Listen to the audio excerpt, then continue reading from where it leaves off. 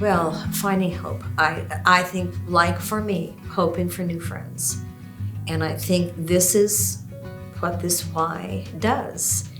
And if you have felt isolated or you think you have too many disabilities that you can't be here, and yes, you can, and you can get better.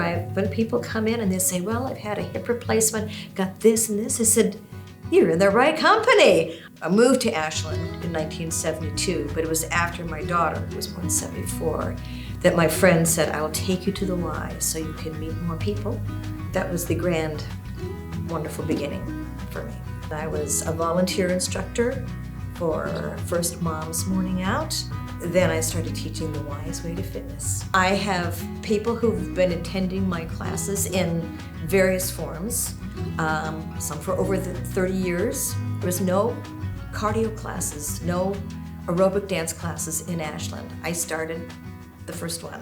It's the wonder to me that I've had people in their 90s still taking the class. They have a place to be 3 times a week, which as we get older is really important. Even though some have moved to sitting in chairs, will still sit there and tap their feet for the cardio part.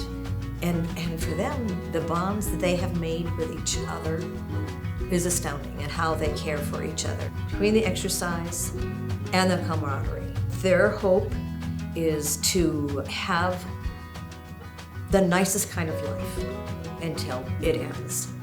Being an instructor, when I'd been a very shy person, it certainly, for me, helped me grow as a person. And I hope that reflects, that makes people want to stay.